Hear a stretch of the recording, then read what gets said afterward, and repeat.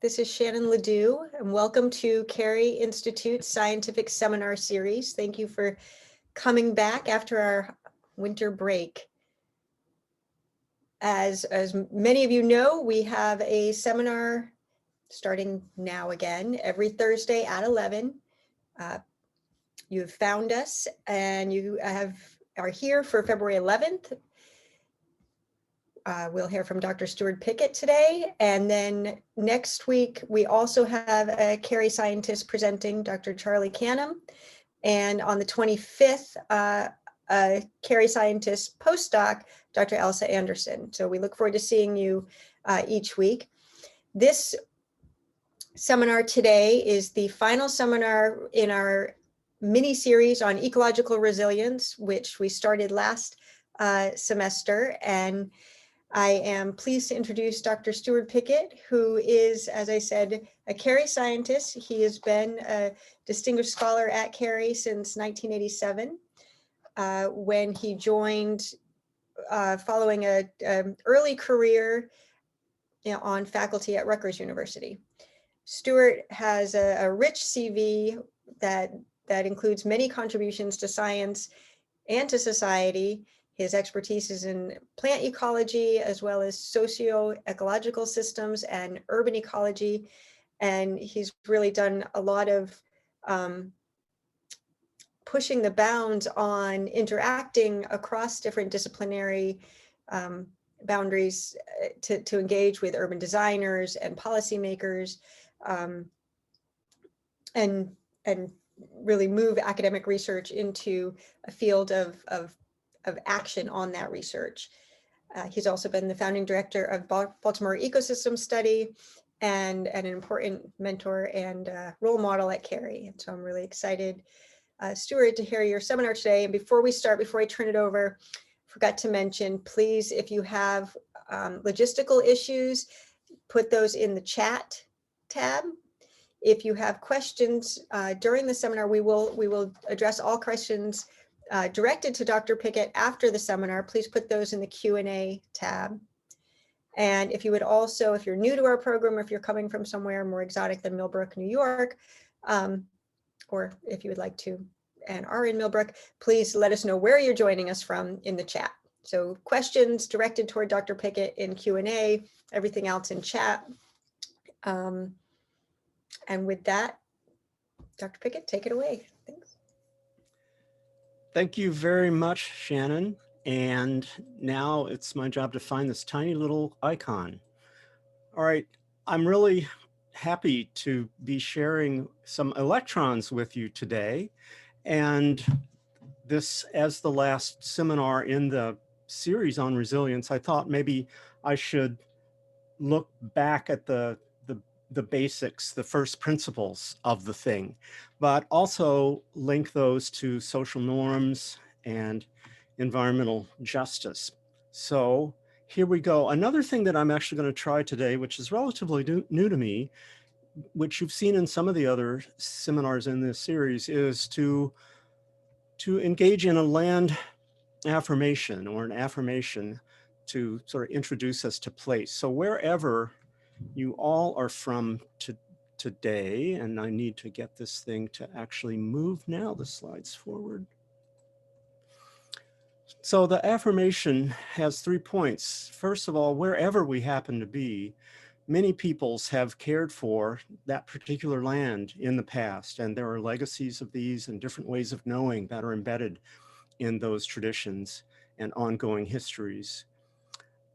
Dr. Hoover mentioned in her seminar, she had a statement about scientific objectivity, and I'm going to give a little bit a different side of that. And my affirmation is that the scientific community jointly produces objectivity.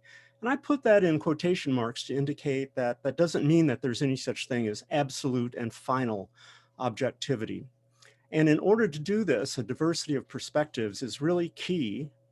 And the process by which this does, this sort of joint interrogation, this mutual open interrogation across this community, which was summarized by Helen Longino in a really wonderful book, is how this works. So the objectivity is produced by this dialogue.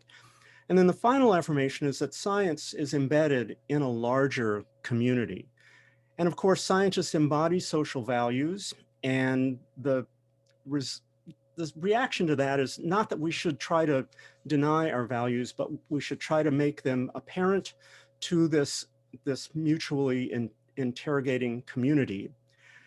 But it also means the fact that that we hold social values, so be a voice for critique of social values. So those are the abstract affirmations. Let me bring them home to the Hudson Valley. So there are three main indigenous communities that have been important in the Hudson Valley over time. And the Wappinger tribe is the one from which the name of Poughkeepsie emerges. So this means the shady lodge by the little water place. And I'm not going to try to pronounce that. I have no idea where the accents might go or anything like that.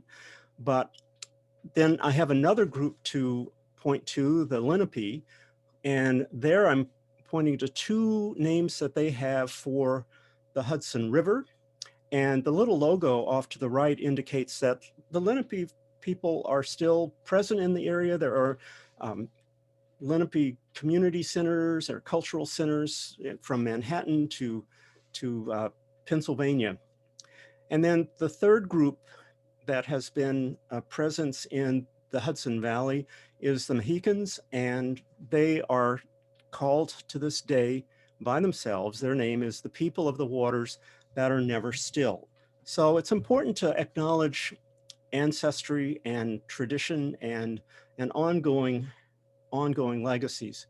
But there are other communities on the land as well, and I'll illustrate this in the person of Sojourner Truth, who was born into slavery in 1797 across the river up by Esopus in a place that was then called Svartkil, which is Old Dutch for Black Creek. And those of you who are from the valley might recognize that English name for a waterway, a tributary to the Hudson, still in use. Sojourner Truth, of course, was an abolitionist. She was a conductor on the Underground Railroad. She was a campaigner and activist for women's voting rights and women's rights in general. So these are things that I think bring these affirmations home to the Hudson Valley. Now let's move from a literal landscape of the Hudson Valley to an intellectual landscape. And here now I want to introduce the problems that exist with resilience. And we're going to be dealing with a complex landscape, a complex intellectual landscape, which I'm going to shorthand by calling sometimes an ideascape. And there are multiple points of entry into this ideascape, and we've seen a number of these in various of the seminars that in the series here. And let's see if I can get this kind of out of the way. So we've had some of these that look at theory, and people have dealt with emergence and complexity. We've dealt with different kinds of measurements, quantitative measurements dealing with resilience, qualitative measurements dealing with resilience. But we've also entered resilience from the lens of community, concerns of communities. And that goes perhaps back to my affirmations. And here the issues are equity, or fairness, if you will, governance, how you manage both formally and informally resilience and its application, and then the context, the fact that resilience may be different in different social and environmental contexts. And we had one, I think it was Dr. Contessa who pointed us to the possibility of there being negative resilience, but I'm going to take that and run with it. And so we're going to see that I'm looking at some new things. We're going to look at an ideal force law in this area of resilience, and we're going to look at negative resilience in a lot more detail. Of course, I'm going to give you a theoretical frame for all of this because I'm kind of crazy about ideas. So the table of contents are sort of markers in the ideascape. I'm going to deal with 3 dimensions of all ecological concepts. I'm going to point to 2 kinds or flavors of resilience, deal with resilience as a process in complex social ecological systems, point to a theoretical structure focusing on a zero force law and the exceptions to that, deal with the idea that resilience is about mechanism rather than norm. That's my perspective that I'm putting forward here. We're going to explore some examples of bad resilience, and then we're going to sort of wrap up with putting these 3 dimensions of resilience into a sustainability framework. All right, so the dimensions of concepts are these. There's the first is the generalizable core definition, which I'll call the meaning. There is the way that that meaning is operationalized or specified into specific models, and these models can be material, experimental, quantitative, verbal, and then the models can be represented in communication with non-specialists and with other disciplines by images or metaphors. So those are the 3 dimensions: meaning, model, and metaphor, alliterative, so you can maybe remember it. These things have different attributes. The meaning, or the generalizable core definition, I take to make minimal assumptions. So we really strip the idea down to a nugget. The operationalization and specification deal with the fact that you can have different assumptions in how you translate that basic idea to many situations that are relevant to the world or your some idealized situation. When you translate that to society or to other disciplines, that's when metaphors come into play. And here, metaphors often stand for or hide values and different personal experiences. And it's going to be important, as I said, not to deny that we as a scientific community express different values, but to sort out what those values and experiences mean for the assumptions that we bring into the model, where we can now have this transformative interrogation. I have found these 3 dimensions, meaning, model, and metaphor, to be really helpful in getting out of situations where there's heated debate. Now, there's nothing wrong with heated debate, but if the heated debate is based on a lack of clarity, then that's something that's relatively easy to solve. And so this idea of meaning, model, and metaphor, I think, helps to do that. So here I'm going to point to the fact that the resilience idea, I'm dealing with that as a model, an adaptive cycle model, and that relates to an input metaphor of sustainability. So often sustainability in common parlance is taken in a very general sort of imagistic way. So we're going to focus more on the model side of this. So first of all, I have to acknowledge that there are at least 2 different kinds of resilience, and these are pretty familiar from the resilience literature. They refer to or relate to equilibrium conditions, that is, where your concern is stabilization or returns to stability, or non-equilibrium conditions that mean that you're mainly interested in change in dynamics that may be quite open-ended. Engineering resilience applies to the first, ecological or evolutionary resilience applies to the second. Both of these are appropriate under different circumstances, and you'll see examples of that. I'm not saying that one is right and one is wrong, but I do think that the non-equilibrium views of resilience, the open-ended views of resilience, are much more useful when we're talking about ecology and human connections, because what people do, how people think, how people interact end up generating a lot of the non-equilibrium condition. And I'm going to take resilience for the purposes of the discussion today as non-normative. Resilience doesn't tell you how the world should be. I'll tell you what does later. Here's an example of engineering resilience. Here's the Poughkeepsie Railroad Bridge, which was built in 1888. And what did it have to do? Its engineering goals were to, 1, stand up on its own. All right, it's pretty basic, but that's really key. Obviously carry a moving train, so that's a lot of weight and it's a lot of resonance in the structure, but also to withstand exogenous loads. So those are sort of 3 things that bridges have to do. And anything that I know about bridges I got from reading Henry Petrosky in his articles in American Scientist or some of his books.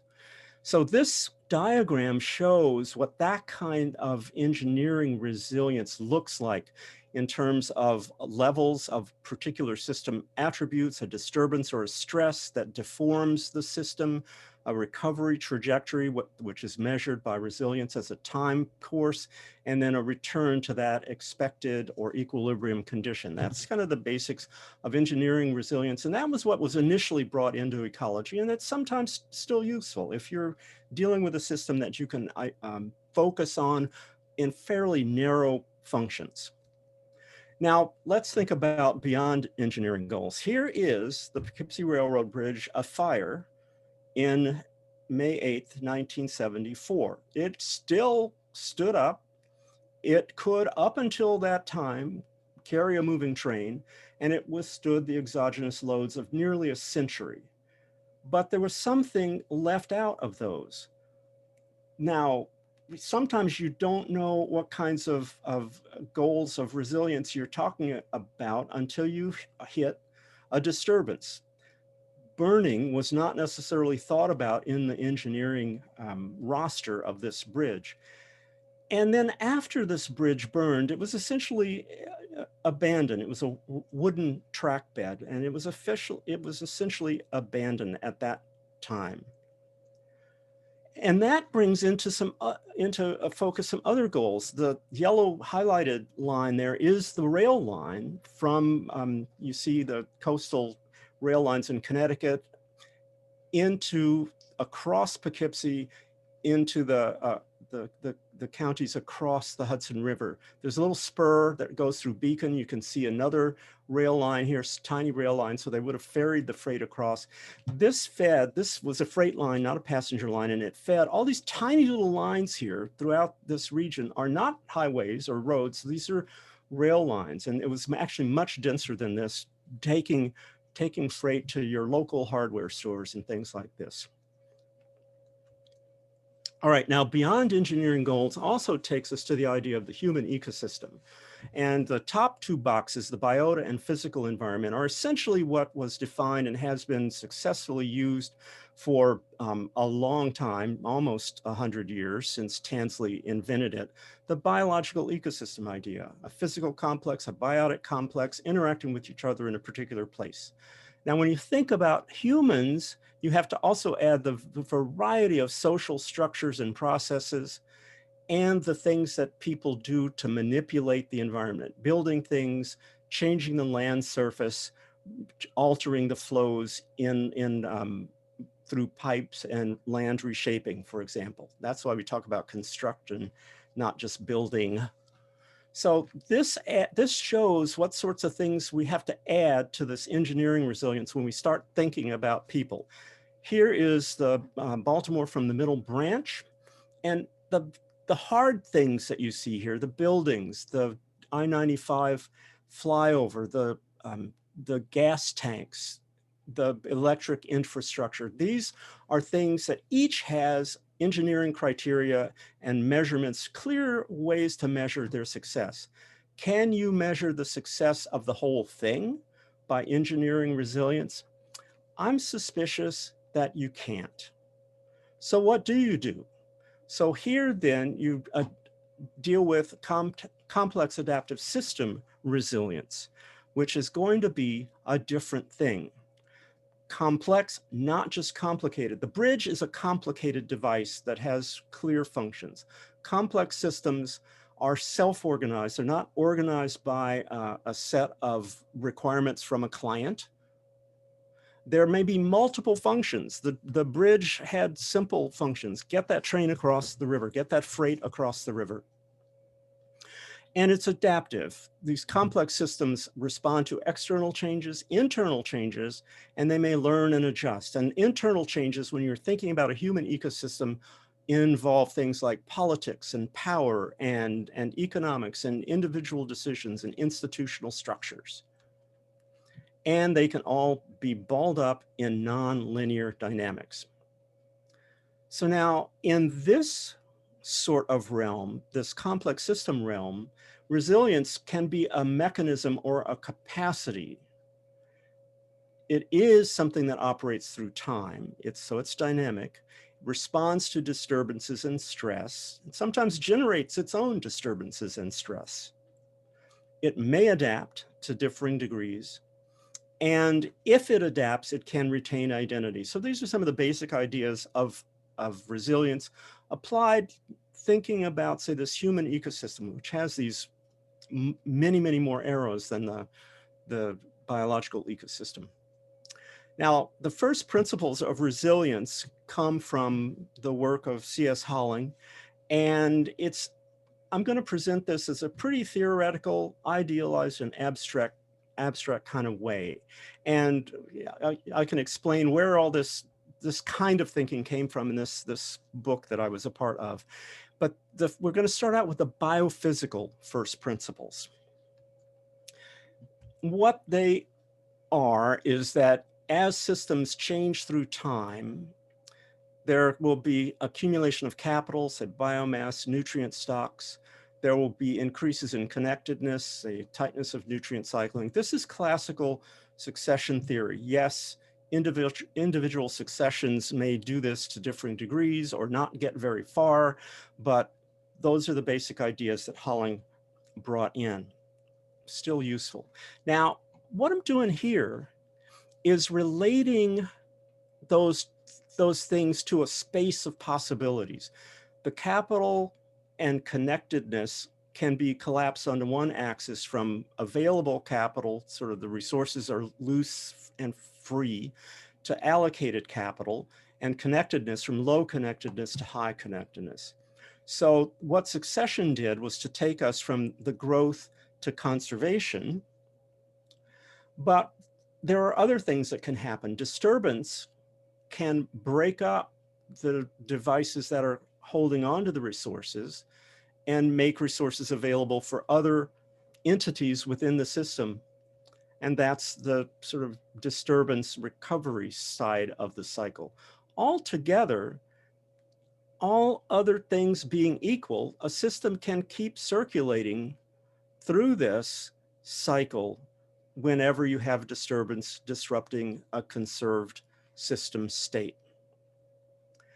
This can also be represented in a much more sort of graphically dimensional way. And I don't use this because it's hard for me to write on it. But one of the things that's important here is that you see that resilience is defined here in this sort of graphical conceptual space. Now, what are the social first principles? It took me a while to figure this one out.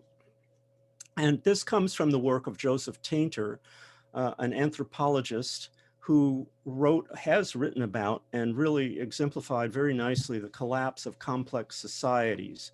It's probably better really to think about these as the collapse of complex states, but it also relates a little bit to Ruth DeFries's recent book on the Big Ratchet. And here are the ideas that come together in this. Societies, the social first principles start with the idea that societies solve problems by adding complexity. Complexity ratchets upward. In other words, societies don't usually simplify voluntarily. Now, this is all we need really to make this resilience cycle work as a social ecological thing. We're not going to use the collapse part very much here, but collapse, according to Tainter and the people who have expanded on his ideas, occurs when the marginal returns on investment in problem-solving capacity decline. And because these are ratcheted up and can't be dialed back normally, that's when the investments take you to a state of rapid decline. So those are your first principles for this cycle. And if you think about complexity and building the complexity, you get positive marginal returns up to this point. And that's all we need, but this shows the rest of it if you are interested in that. So now, for social ecological systems, this sort of cycle acts as what might be called a zero force law. In other words, if you don't have additional outside forces acting, the system will continue to cycle and maintain its identity through those cycles. That's a zero force law. Zero force laws are really important sort of points of reference in many theories. So here's one of our milestones. We've take a zero force law approach for social ecological systems, I can put this in a series of conditional statements. If disturbance releases resources, and if the resources released are not lost from the system, and if the system can take up the released resources, and if the resources can be marshaled for growth, then the system is resilient within a basin of attraction. Now, this happens to be a relatively multifaceted or multi-step zero force law, but it's still with that if-then statement, that conditional approach works as a zero force law. Now, the assumptions that keep the cycle going can be violated if there is rigidity in the conservative phase or lock-in, maybe in more social terms, or if there's poverty, if the resources after the disturbance are lost from the system. So those are two major ways in which the zero force assumptions can be violated. What does that look like in terms of our cycle? The rigidity trap is over here, prevents the resources that are locked up in the conservative phase from being released, and the poverty trap prevents the released resources from being available for subsequent system growth. And that, I think, works for both the social and the biophysical kinds of resources. And this is how that looks on our if-then statements. Now, here's another key thing. Resilience in the system, in the intellectual system I'm developing for you, is not the same as sustainability. And our colleague Timon McPherson has also been involved in thinking of that sort. And there's a paper that I can refer you to of his. And I also take resilience as a mechanism. Resilience isn't a goal. Resilience is a mechanism. Sustainability is the goals, or sets what the goals are. The resilience tells you what the norms are, how the world that you're working with should be. So this is clearly a social construction that is intentionally normative. So now here's a way to deal with that in terms of hierarchical theory structure, which comes from that green book that I showed you earlier. Sustainability can be considered to be the overarching concern in our system of thinking here. And resilience is the next hierarchical level down that tells you or explores what the aggregate mechanisms are. And you can break resilience down into much more specific things, as I'm about to show you. So here's sustainability. It has three components: environment, economy, and equity is actually the way that many people put it. Some people just say society for the social side. Sustainability is a trajectory. Sustainability, in the way that it's used by the folks I'm drawing on, is not a state. It's not like that E state in the engineering resilience. It's a trajectory. You judge sustainability by how you're improving toward the normative goals that society sets that balance and incorporate environment, society, and economy. It is a social product. It is normative, and it's expressed in plans. And here's an example of a plan. This is the Baltimore Sustainability Plan. And you see that through a social process, they decided on these major specific kinds of goals. And then there are a set of indicators and mechanisms and programs and community engagement that works behind this plan. Now, here's a big point. Is resilience good or bad?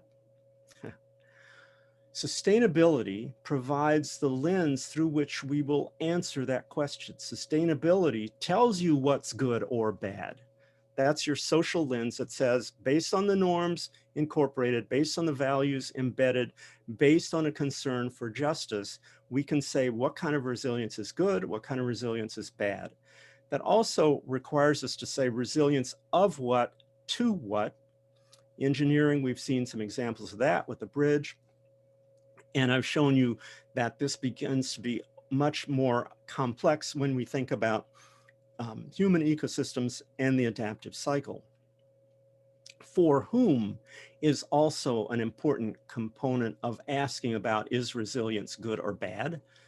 And then there, of course, may be unintended consequences, like building a bridge, the track bed of which is either not fireproof or designed to be put out.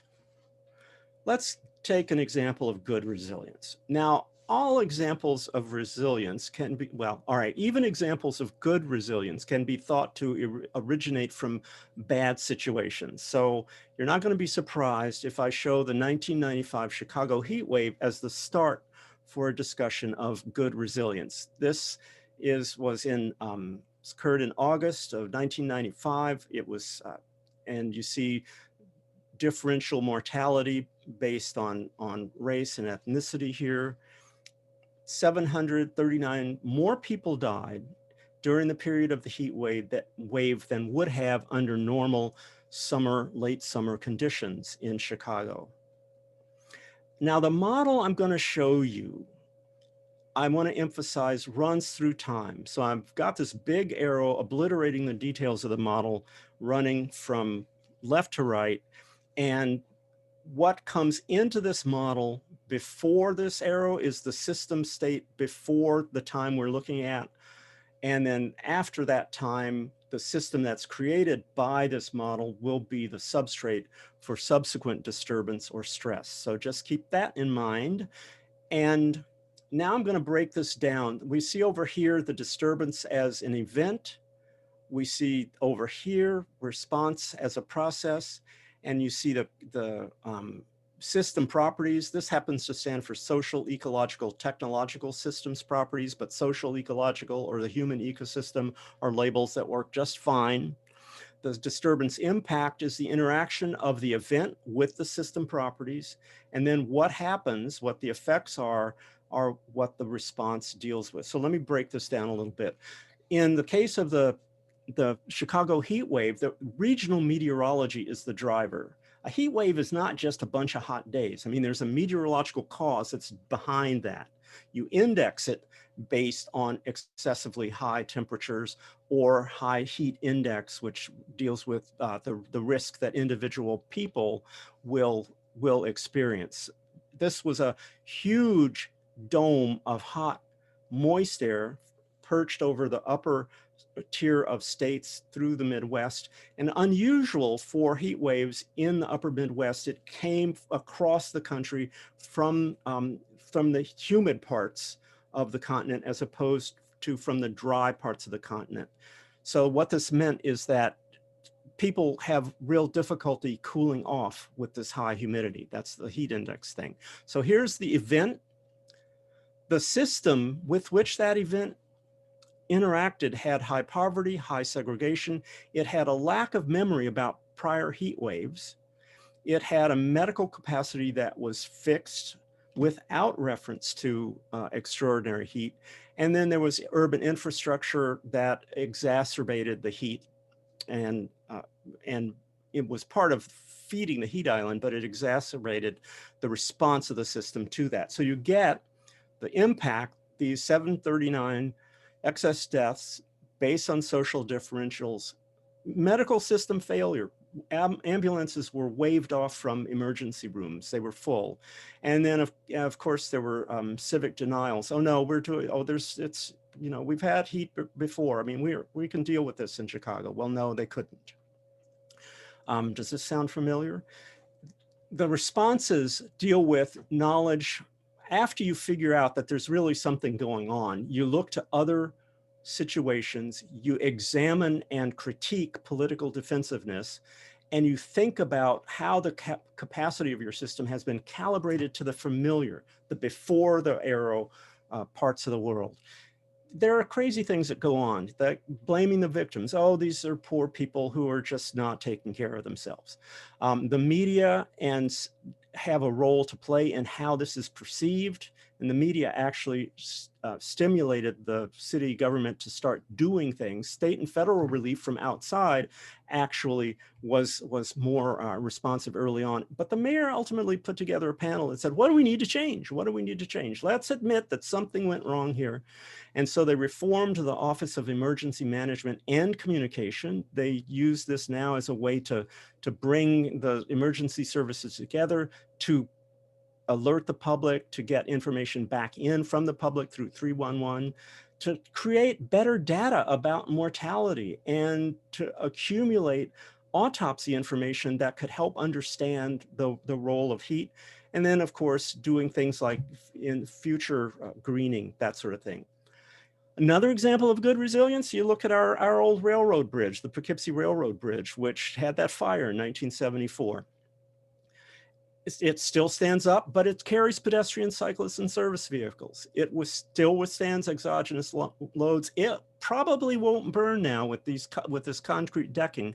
And it also has now a reverse sort of economic role. This would have cost like $30 million to tear down. And I think in its first generation of service, raised from tourist dollars and expenditures by visitors in the valley, raised something like, I better not say this too loudly, I think it's about 50 million. So the economic side of this, thinking about resilience as appropriate for a social ecological system, not just for the engineered system, shows a different way to think.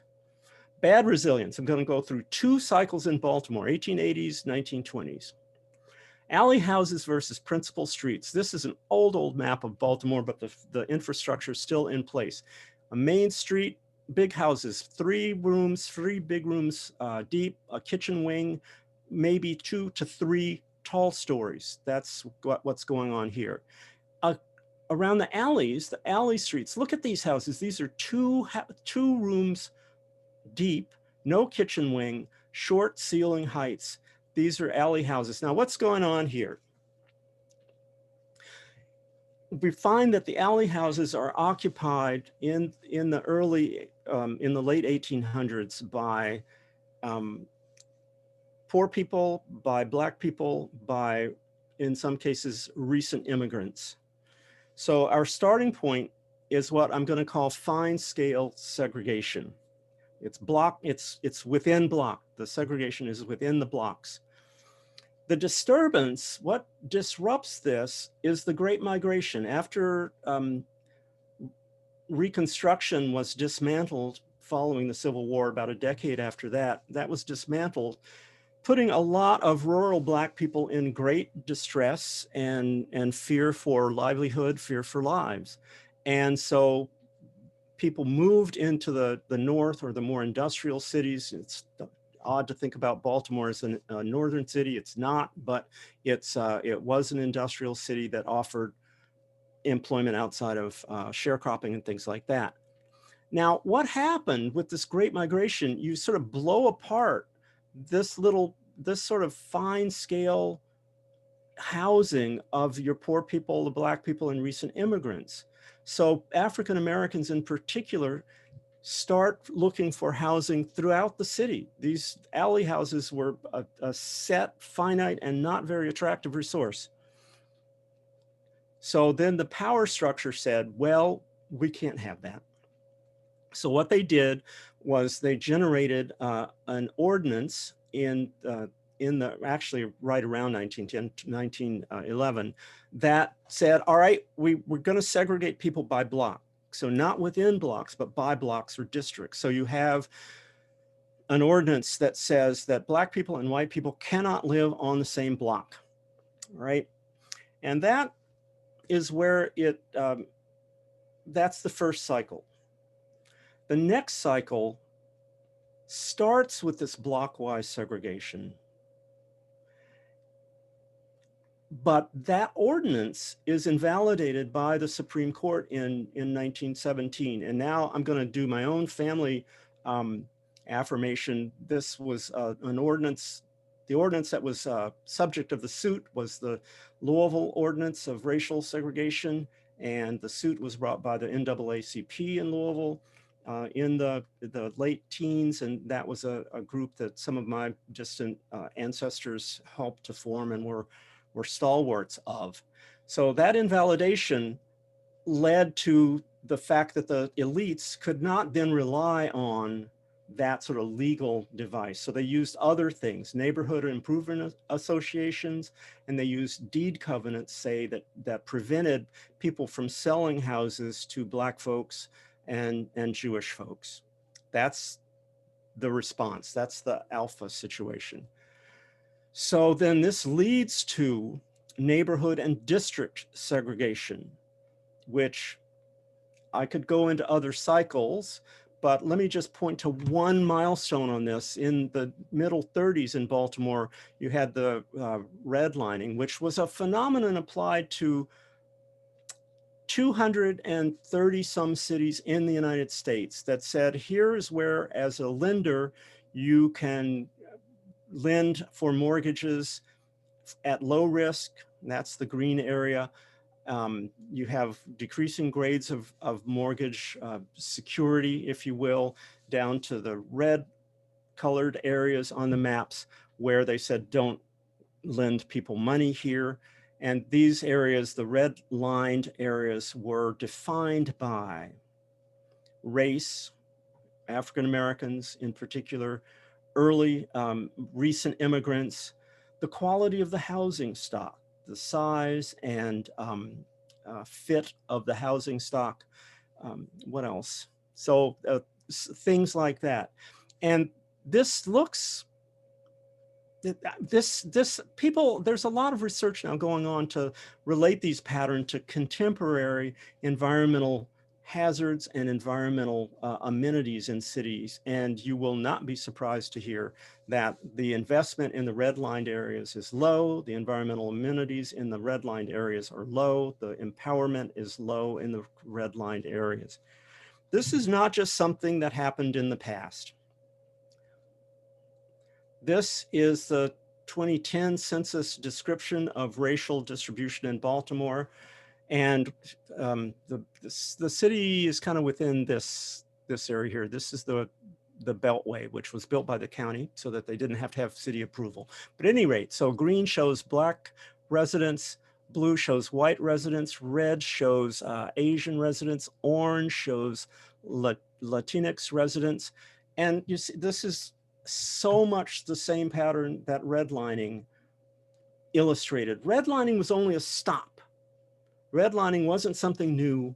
Redlining was a codification of a process of segregation and exclusion from resources that was ongoing. So these cycles of segregation continue.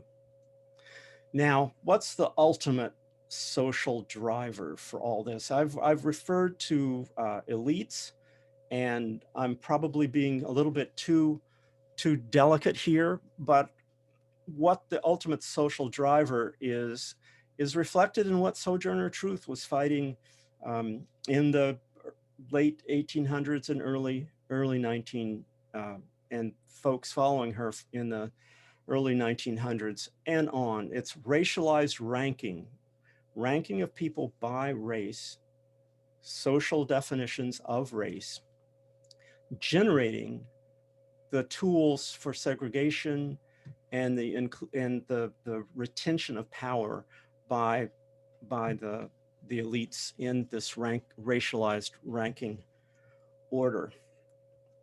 So according to my timer, we're at around 40 minutes. So here's what we have done in looking at this ideascape. I've talked you through the use of meaning, model, and metaphor as ways to think about all ecological concepts, resilience among them. I've talked about the difference between engineering and ecological resilience and showed how those relate to some concerns of complex systems. So non-equilibrium complex system dynamics is the next sort of milestone here. I've dealt with resilience in this system of thinking as a mechanism, not a normative statement. Sustainability is the device, the socially constructed device that embodies the norms, that says what should be.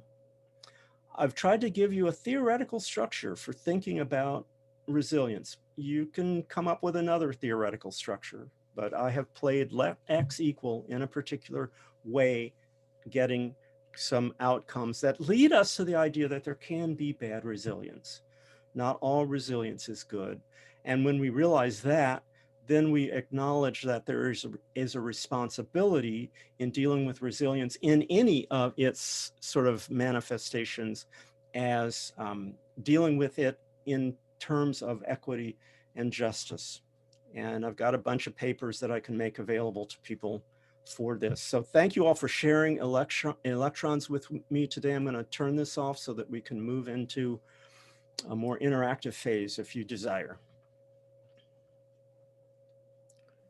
Thank you, Steward. That was a really great presentation, and I think we all have a lot to think about. We have one question, and you see I am trying to talk and look through this at the same time. Timon, I'm gonna, I think, give you the ability to talk, and so you can ask your question, but I am not seeing somehow. Oh, I can't. Okay, I'm going to read it. Sorry, Timon. I don't see that permission coming up for me. Oh, thank you, Matt. Timon, would you like to ask your question? Sure. Thanks. I have the ability to speak. It's wonderful. And I hear you. Thank you. I think that's one of the most clear presentations on resilience I've ever seen, and really appreciate laying things out so clearly. I just wanted to ask you to talk a little bit more of the word mechanism and how you sort of mean that in terms of describing resilience as a mechanism, because we've talked about this, and I really appreciate this sort of distinction between normative and non-normative dimensions, but I'm also trying to understand how you see mechanism and the difference or similarity with saying that resilience is a property of a system. Because on one of your early slides, when you were talking about measurement, qualitative and quantitative, I was curious how we might measure resilience, and as a mechanism or property, are these similar or different? And I know you've thought a lot about it, so appreciate your thinking. Well, yeah, thanks for the question.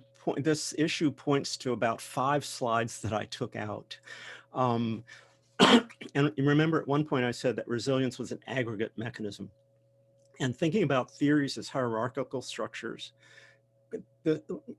resilience as sort of an aggregate mechanism, or an aggregate cause, if you will, that moves sustainability to or away from the goals that it has set. Beneath this label of resilience come things that some social scientists call adaptive capacities. And they include, on the social side of things, they include things like what information do you have? Does the society have about the system? How well is this information vetted? How is this information distributed in the society? What sorts of resources are available, both material resources and social resources? So there are about 12 sort of adaptive capacities that are pretty commonly recognized. And you can do the same thing for biophysical capacities as well. Is there evolutionary capacity in the system? Is there a capacity for species that have, say, under climate change, the ability to deal with the changing conditions? Are they available? Can they be brought in? Are they getting there on their own? So that's what I mean by the mechanism. So I'm sorry I took out those 5 slides, but that gives us a chance to talk rather than listening to 5 more slides. Thank you.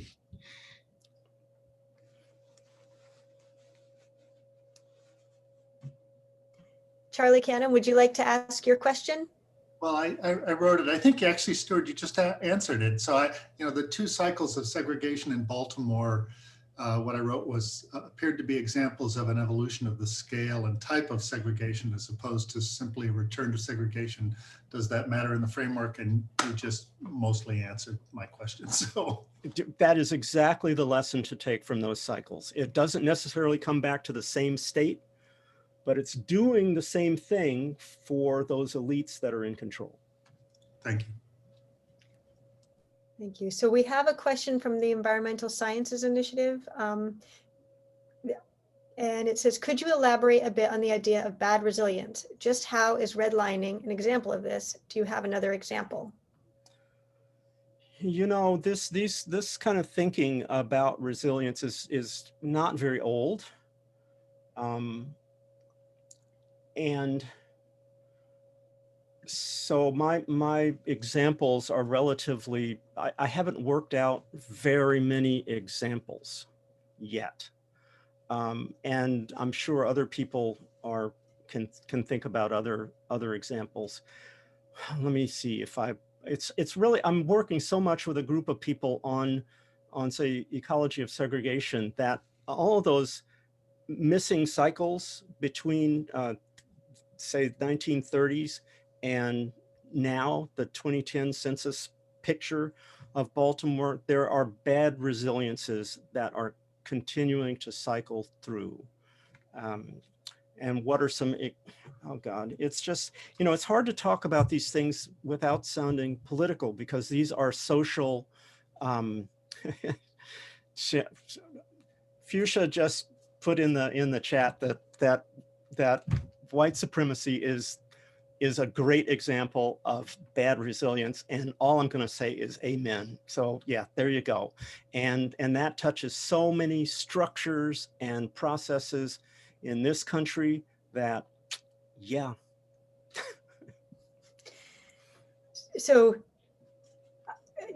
Charlie followed up asking, does the term resistance to change, have a place in the framework, in your framework? I don't usually, I have not played that side of the concept very much. There are discussions in which talking about how a system might resist a disturbance or a stress is perfectly legitimate, and one might point to some of the mechanisms that were put into place after the Chicago heat wave as tools of resistance, knowing that other heat waves are going to happen. And in fact, there have been other heat waves in Chicago since 1995, and none of them has led to that level of excess mortality. So that's maybe an example of building resistance into the system. But when you do that, you have to be sure that the resistance you're building in isn't just illusory. Like the resistance may, if the resistance is only flood walls, that will be illusory relative to new levels of flooding or new intensities of rainfall or new durations of rainfall that weaken the fundamental earthworks that so many levees are predicated on. So yeah, it fits, it feels, but yeah, it's kind of an outcome rather than a mechanism.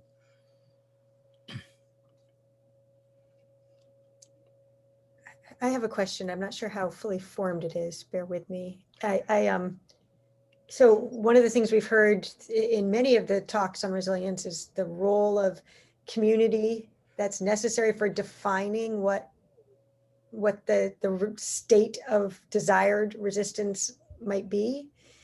And yet, so talking about something like flooding, we have a very clear need to not flood neighborhoods. That's very engineering. How do you see a path forward for more community involvement in identifying the goals of resilience?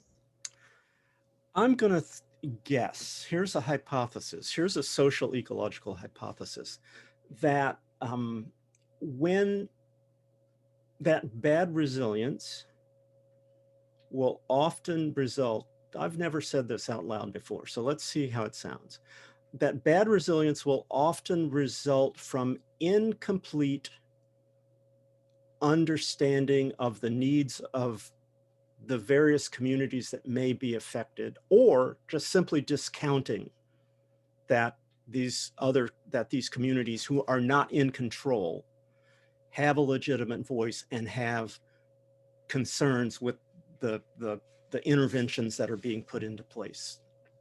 I don't know if that makes sense. I may regret this, but I have, we have comments and questions, clarifying questions from both Timon and Peter. Peter, I saw yours first. I've given you both permission to talk. Peter, would you like to kind of follow up and ask your question? And Simon, I think there's some similarities, so I didn't know if maybe you'd want to jump into. I'll be very short because I have to go to another meeting, right? So this idea of, in these neighborhoods in Baltimore, they were really trying to keep the neighborhood looking the way a particular state. And I remember thinking about, ecological resilience a long time ago. Anytime we get really enamored with a particular ecological state, and we take great steps to maintain that state, we always end up creating big problems. Increased vulnerability or lowered resilience. Forestry plantations. We're going to grow southern pines. By God, we're going to do everything we can to grow southern pines and that's great until the southern pine beetle comes, and then we're really in trouble. And it's almost like that in the neighborhoods. And I guess I've never thought of that called bad resilience before, but I think I like calling things good or bad because it makes the discussion livelier, and people get unhappy with it. But anyway. Peter, I thought you might like the good or bad sort of blunt instrument. You and I are in agreement on that. All right, so I'll yield to Timon now. Oh, I was just picking up on Charlie's point about resistance, and then I would want another slide from you, Steward, on the 12 adaptive capacities, because I was just kind of thinking, is that one of the adaptive capacities? And so, two quick examples, if you're thinking of, say, particular tree species and their tolerance, or one might say resistance to a disturbance, conferred on them by particular traits that they have, might be one of those adaptive capacities if they're lumped that way. And then thinking in a social realm, say, for example, communities trying to resist gentrification in their neighborhoods, and by resistance, I mean, think protesting in the streets or other kinds of mechanisms that they might have, are these also perhaps part of an adaptive capacity to maintain the identity that they have? And so just digging into these words a little bit, like resistance, which has always been like the mantra of engineering resilience in a way, and its difference from ecological resilience, but I wonder if that word has other meaning. One of the ways that I solve problems in my own mind and in my theoretical musings is to break things down. And I've tried to do that a little bit with resilience. Actually, I've tried to do that a lot for resilience. I've showed you that model that sort of took apart the Chicago heat wave into a lot of parts. Those are the mechanisms, right? And resistance, in many ways, is also an aggregate mechanism. So in a hierarchical theoretical structure, that's fairly high up. And then you start breaking it down into what are the things that people actually do, like get in the streets, or getting in the streets is one important social thing, but what do people do to change the policies of how a city deals with its housing markets so that gentrification is less likely? So there are all kinds of really much more specific actions that will make this thing that we'll call in the aggregate resistance.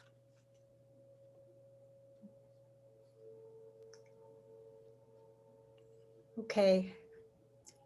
Thank you again, Steward, Dr. Pickett, for such a wonderful talk. And I think, we're looking ahead to some productive discussion this afternoon.